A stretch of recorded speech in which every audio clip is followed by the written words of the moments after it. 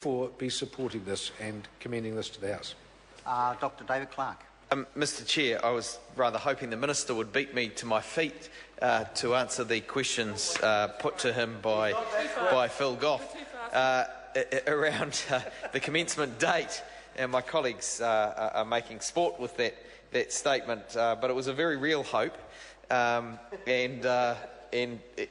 really it has to do with the date of royal assent, because the point that was very well articulated by Phil Goff was that when this bill has been around for 6 years and purports to deal with an issue being products being subsidised or dumped on the New Zealand market, we need some examples of when this has happened, or where it has happened, or what industries are under threat currently.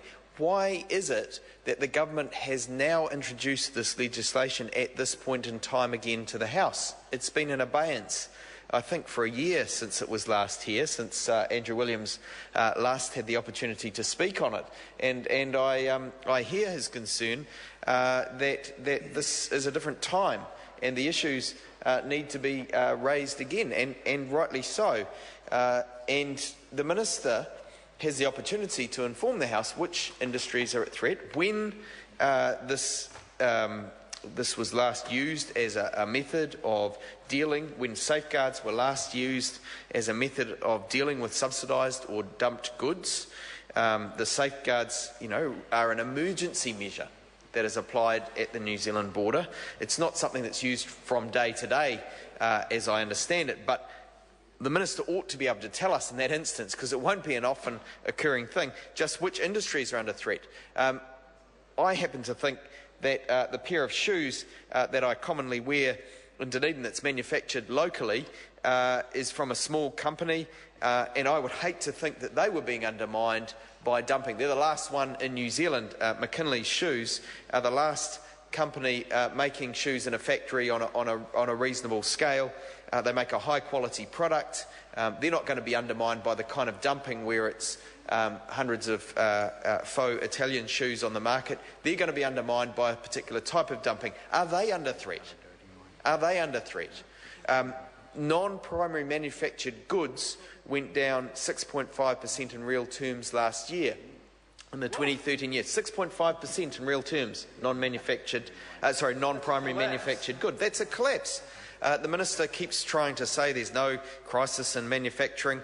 We're not wanting to overstate it, but there's a very real issue in terms of the balance of New Zealand's trade that hasn't been addressed by this government. It hasn't managed to find that balance to get New Zealand into the right space, and still we're running up debt. I mean, this government has run up 5 years where it hasn't run a surplus. Labor ran 9 in 9 years. This government does have a problem balancing the books, and it hasn't found a way of doing that. Now, presumably, these safeguard measures are designed to ensure that small, medium enterprises that are manufacturing and exporting, for example, like the shoe company I raised, it ought to be protected in some ways. They have designed these rules to bring us into compliance with the WTO rules, the World Trade Organisation rules that allow the kind of fair trading across borders, that protect us against malicious kinds of behaviour designed to undermine competitiveness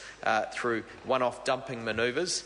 And so we support this bill, but we're concerned about just what is being protected, why and when, and whether in fact the government has any urgency on this at all, or are we going to see this bill further postponed, pushed out potentially to after the election, because the Minister hasn't given us that comfort around what the urgency now is 6 years on.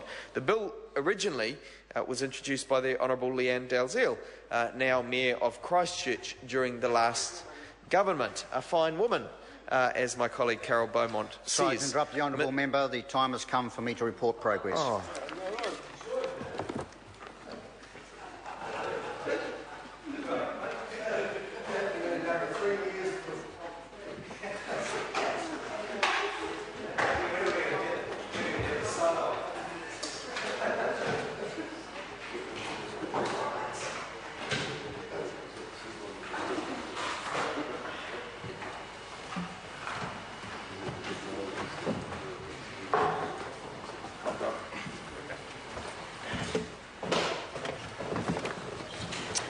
The House is resumed. Mr Chairman. Mr Speaker, the committee has considered the Electoral Amendment Bill and reports it without amendment.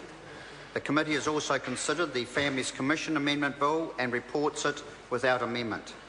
The committee has also considered the Border Processing, Trade Single Window and Duties Bill and reports it without amendment and divided into the following bills: Customs and Excise, Border Processing, Trade Single Window and Duties Amendment Bill; Biosecurity, Border Processing, Trade Single Window Amendment Bill. The committee has also considered the Trade Safeguard Measures Bill and reports progress. Mr Speaker, I move that the report be adopted. The question is that the report be adopted. Those of that opinion will say aye. Contrary, no. The ayes have it. So the Electoral Amendment Bill... can I just deal with these bills first?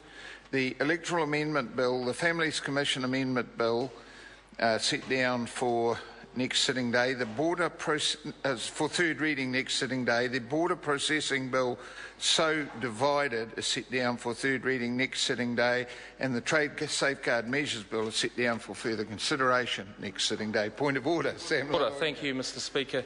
Mr Speaker, I seek leave to make a personal explanation to correct an answer to question 10 on the 6th of March. Leave is sought for that purpose. Is there anyone opposed to that?